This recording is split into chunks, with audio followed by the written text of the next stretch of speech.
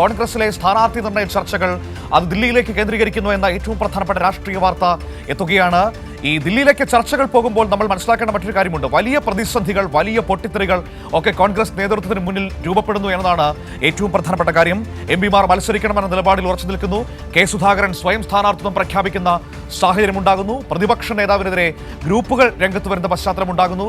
ഇങ്ങനെയൊക്കെ ഉള്ള സാഹചര്യത്തിലാണ് കോൺഗ്രസിന്റെ സ്ഥാനാർത്ഥി നിർണയ ചർച്ചകൾ ദില്ലിയിൽ നടക്കാൻ വേണ്ടി പോകുന്നത്. ദില്ലിയിൽ നിന്ന് ഫെമിനയാണ് എന്നോടൊപ്പം ചേർന്ന് വാർത്തയുടെ സമഗ്ര വിവരങ്ങൾ പങ്കുവയ്ക്കാനായി. നോക്കാം എന്തൊക്കെയാണ് കോൺഗ്രസിലെ രാഷ്ട്രീയ ചലനങ്ങളെന്ന്. Femina, good morning. ഏതായാലും കോൺഗ്രസിന്റെ സ്ഥാനാർത്ഥി നിർണയ ചർച്ചകൾ ദില്ലിയിലേക്ക് കേന്ദ്രീകരിക്കുകയാണ്.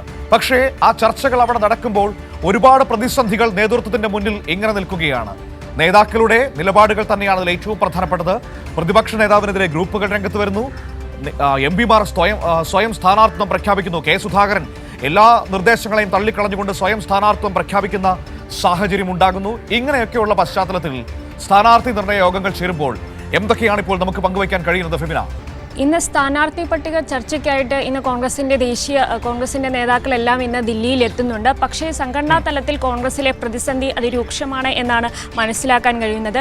ഈ പ്രത്യേകിച്ച് തിരുവനന്തപുരം സെൻട്രലിലെ സീറ്റ് CMPക്ക് കൊടുക്കുന്നതുമായിട്ട് ബന്ധപ്പെട്ട് ഈ കോൺഗ്രസിൻ്റെ ഉള്ളിൽ തന്നെ പ്രതിസന്ധി രൂക്ഷമാണ്. പ്രത്യേകിച്ച് ഈ KC വേണുഗോപാലിൻ്റെ സന്തത സഹചാരിയായിട്ടുള്ള മണക്കാട് സുരേഷിന് ഈ സീറ്റ് നൽകണം എന്നാണ് ഈ കോൺഗ്രസിലെ ഒരു വിഭാഗം ഭൂരിപക്ഷം ആവശ്യപ്പെടുന്നത്.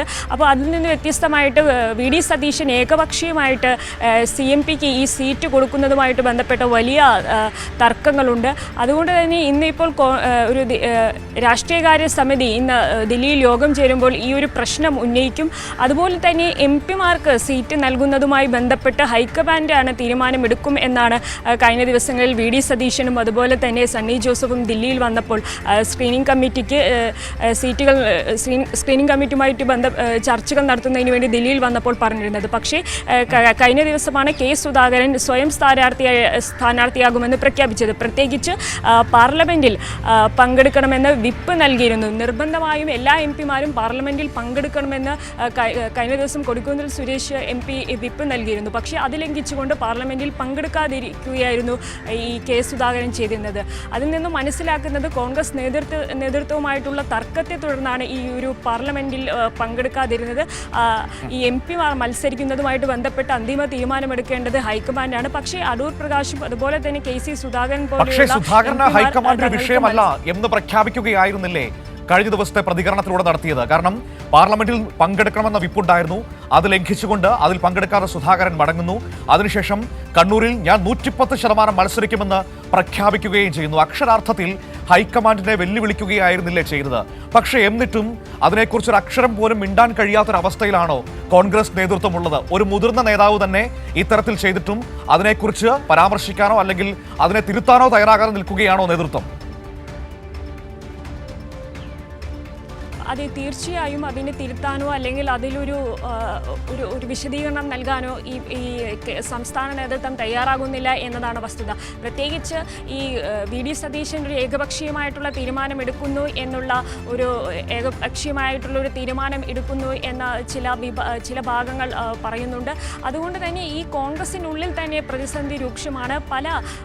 ഈ കെ സുധാകരൻ പറയുന്നത് പോലെ തനിക്ക് സ്വയം പ്രഖ്യാപനം നടത്തുകയാണ്. താൻ ഈ കണ്ണൂരിൽ താൻ മത്സരിക്കുമെന്നുള്ളൊരു സ്വയം പ്രഖ്യാപനം നടത്തുകയാണ്. പ്രത്യേകിച്ച് ഈ ഹൈക്കമാൻഡാണ് തീരുമാനങ്ങൾ എടുക്കും എന്നതാണ് ഈ സണ്ണി ജോസഫും അതുപോലെ VD സതീശനും വ്യക്തമാക്കുമ്പോൾ വിശദീകരിക്കുമ്പോൾ ഇത്തരത്തിൽ ഇവരെ മറികടന്നുകൊണ്ട് സംസ്ഥാന നേതൃത്വത്തിനെ മറികടന്നുകൊണ്ട് ചില നേതാക്കൾ സ്വയം തീരുമാനമെടുക്കുന്ന ഒരു അവസ്ഥയാണുള്ളത്.